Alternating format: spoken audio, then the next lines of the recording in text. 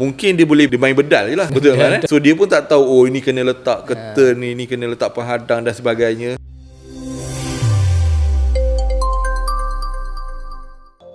Hai, bismillahirrahmanirrahim. Assalamualaikum, selamat datang. Okey, hari ini episod kedua kita akan membincangkan berkenaan dengan aurat rumah. Okey, so bagi siapa yang baru di channel ini, jangan lupa tekan button subscribe, tekan butang loceng dan juga jangan lupa tinggalkan komen anda di bawah. So, hari ini kita akan membincangkan berkenaan dengan apa itu aurat rumah.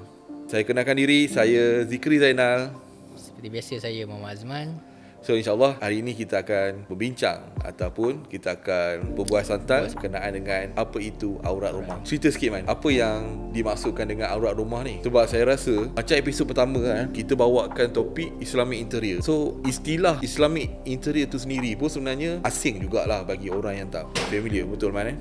Jadi kali ni episod kedua, saya rasa orang pun jadi asing juga rasanya. Aurat rumah tu apa Man? Yang paling penting kita lihat dulu apa itu aurat dari segi istilah dia. Kalau dalam bahasa Arab kita panggil aurah ataupun aib. Dari segi fiqahnya pula, aurat ni adalah badan manusia yang perlu ditutupi syariah daripada Islam. Di dalam Quran pun ada cerita dan surah Al-Ahzab dan cerita panjang lebar tentang aurat ni kan. Begitu juga aurat ni dia hubung kaitnya dalam kehidupan termasuk dengan yang kita rumah nak cerita ni, rumah tadi. Betul. So kalau kita berbicara ataupun kita bercakap berkenaan dengan aurat rumah ni, kita tak boleh larilah daripada isi rumah tu sendiri. Maksudnya kita lah. So kalau menurut rumah dalam konsep Islam ni, menariknya Man, yang melalui bacaan saya lah, dia ada pantang larang lah ataupun kita panggil ada sebab-sebab tertentu kenapa begini-begini lah. Sebagai contoh lah, saya baru-baru ni saya ada baca satu kisah bagaimana mereka mengkaji kan, seni bina rumah tradisional Melayu. Okay, kalau kita tengok rumah tradisional Melayu ni, kalau kita tengok dia banyak menitik beratkan dari segi function atau fungsi rumah tu sendiri. Pertama, kedua dari segi perudaraan dan juga pencahayaan. Betul kalau kita nampak banyak tingkap, lepas tu dia banyak ada lubang-lubang tu kan.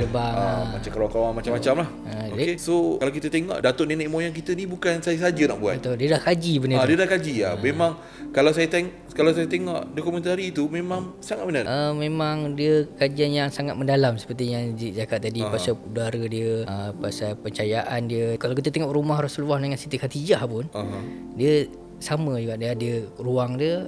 Kalau rumah Melayu dia ada ruang serambi. Ruang serambi ni adalah untuk tempat yang untuk orang yang bukan mahram.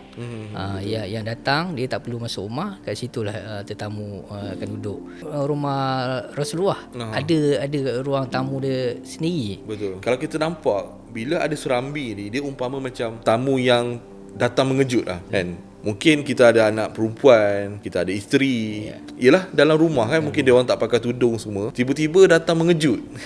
Kan? Kalau bagi tahu nak sampai pukul berapa, okey lah kan. Kita boleh ready lah. Yang ni yang tiba-tiba datang. Biasanya yang kita tahu ni saudara mara je yang datang. Okey, nanti pukul 10 sampai nak datang. Tapi biasanya kalau tetamu yang tak berapa nak rapat ni kan, terkejut kan, tiba-tiba dia datang. Jadi dengan ada kewujudan serambi ni, dia umpama macam kita filter isi rumah kita. Jadi tak adalah bila dia sampai tu dia terus boleh nampak dapur. Betul. Kalau kita tengok seni bina sekarang pun, rumah sekarang pun, dia dah banyak dah lah perubahan daripada dulu. Seeloknya mengikut konsep Islam ni, rumah ni kalau boleh pintu masuk utama tu jangan boleh terus nampak dapur. Andai katalah kita ada rumah macam tu lah. So apa yang kita boleh buat adalah dengan meletakkan tirai ataupun penghadang lah, supaya penglihatan daripada ruang pintu masuk tu tak terus nampak ke dapur. Dan adab-adabnya orang Melayu ni pun, dia pun dah diajar kalau pergi rumah orang tu kita tutup mata, pekakkan telinga.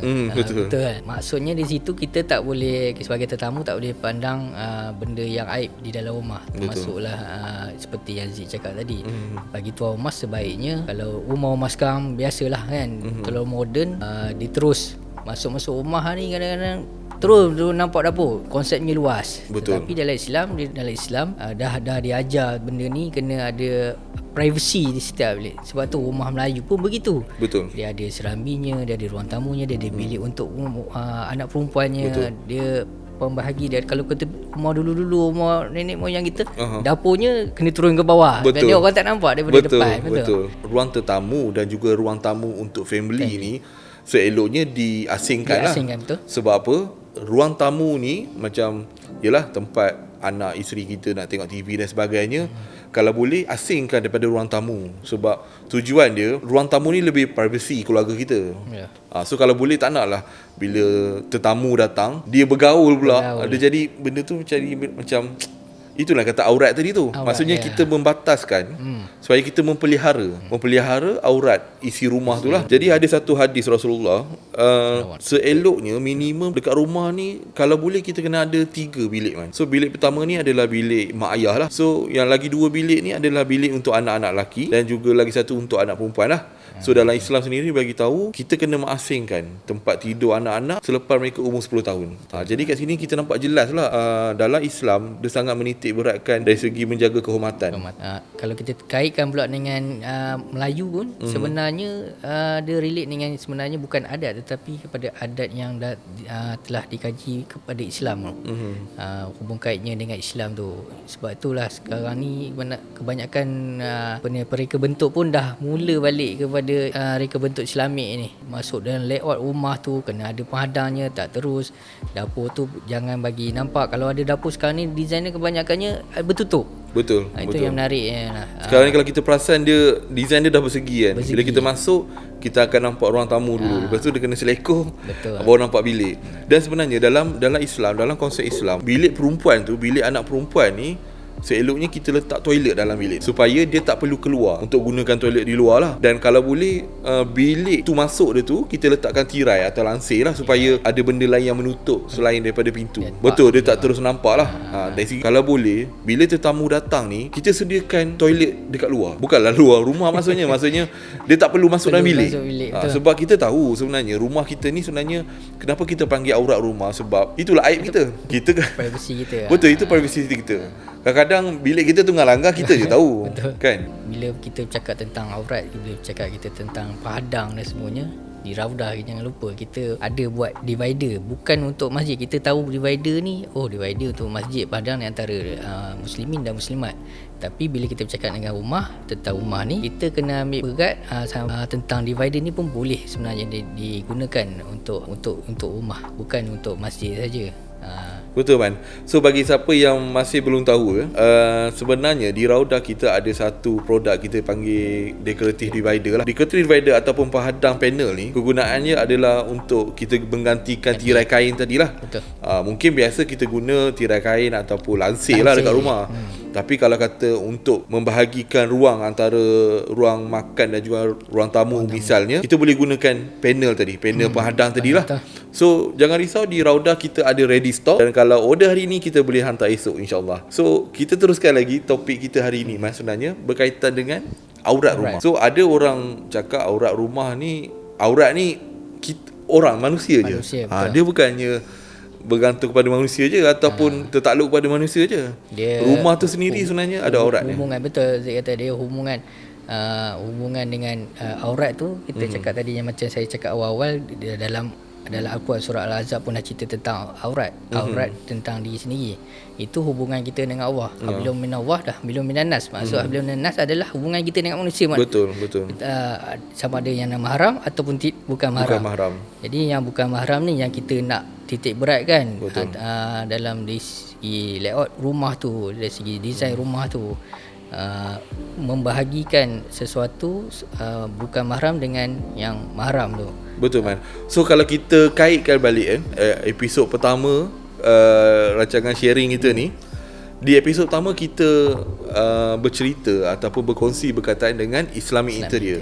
Jadi kalau kita boleh relatekan dengan episod kedua berkaitan dengan aurat rumah ni, jika kita mencari ataupun ID yang tiada ilmu ataupun knowledge berkaitan dengan konsep Islam ni, mungkin dia boleh dia main bedal je lah. Betul kan?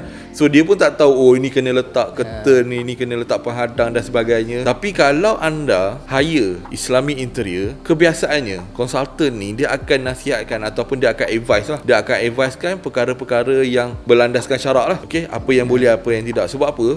Kita kalau boleh, semua pekerjaan kita ni adalah sunnah lah. Betul. Sebab apa? Bila kita buat sunnah ni ada pahala. So bila kita masuk rumah dapat pahala. Bila kita masuk rumah kita tahu aurat isteri kita terpelihara, aurat anak kita pun terpelihara. Tak adalah bila tetamu kawan-kawan datang terus nampak aurat isteri kita. So benda tu yang kita sebagai lelaki ataupun ayah ni, ayah dan juga Ketua suami keluarga. ni, ketua keluarga ni, kita kena jaga kehormatan ahli keluarga kita lah. Kalau kita tengok orang Cina ni, dia ada feng shui. Betul.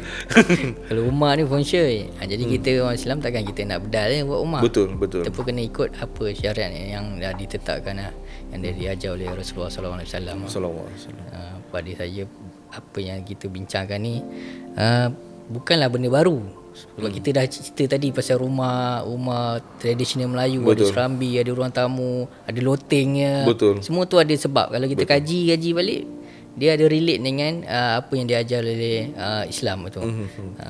Sebab tu datuk nenek moyang kita sebenarnya, dia adat dan juga sunnah ni sebenarnya dia seiring. Dia bukanlah berasingan. Sebab tu kalau kita mengkaji seni bena rumah tradisional Melayu ni, memang menakjubkan lah. Sangat menakjubkan. Okay. So sekali lagi, kalau bagi anda yang masih baru jumpa channel ni, dekat sini saya letakkan link episod pertama. Klik link di atas, so boleh lihat kita ada berkongsi berkenaan dengan Islamic Interior. So apa itu Islamic Interior? Jangan lupa subscribe, tekan butang loceng dan juga tinggalkan komen anda di bawah. Okay Man, sebelum kita mengakhiri topik pada hari ini, kata-kata terakhir Man. Seperti yang kita cakap tadi tentang aurat, memang orang nampak macam berat tapi sebenarnya aurat ni kita dah clear dah apa benda tentang aurat ni. Orang Islam memang dah tahu lah tentang aurat. Kita kena titik beratkan tu perlu dah sekarang ni. Ya, kita titik berat bukan saja aurat ni, jangan kita pandang tentang aurat pada individu, tetapi pada dalam rumah tu sendiri boleh dilihat lah. Termasuklah yang kita cerita tentang divider, kita tentang tirai dan sebagainya. Betul. Itulah. Okay, terima kasih Man. So daripada saya sebagai seorang ayah dan juga suami, kita mempunyai tanggungjawab yang sangat besar, betul Man. So kita perlu dan haruslah menjaga kehormatan ahli keluarga kita, terutamanya anak perempuan dan juga isteri kita lah. Kedudukan rumah, posisi rumah kita pun sebenarnya, tiap kata ruang tamu, ruang makan, bilik dan sebagainya pun perlu diambil beratkan lah. Seperti yang kata tadi, kita di Raudah sebenarnya kita ada satu produk dinamakan decorative divider. So kalau kata tak ada penghadang tu, kita boleh gunakan panel tu tadi. Okay? Kita gunakan panel tu sebagai penghadang. Yang kita kalau buat kata custom sekali. Betul. So sebenarnya kita pun ada custom, tak ada masalah. Kalau kata nak saiz yang lebih besar, tak ada masalah, boleh hubungi tim kita terus. Tapi kalau kata nak cepat, kita ada ready stock. So jangan biarkan kehormatan ahli keluarga kita ni tercemar. Okay. So dekat situlah datangnya aurat rumah tadi. Saya harap dengan perkongsian kita pada hari ini dapat membantu dalam, so sedikit sebanyak dapat manfaat lah kepada semua siapa yang lihat video ni. InsyaAllah yang baiknya datang daripada Allah, yang kurangnya, yang buruknya datang daripada kami sendiri. So itu saja untuk hari ini. Terima kasih. Kalau ada cadangan boleh tinggalkan di ruangan komen. Terima kasih semua. Assalamualaikum. Assalamualaikum warahmatullahi wabarakatuh.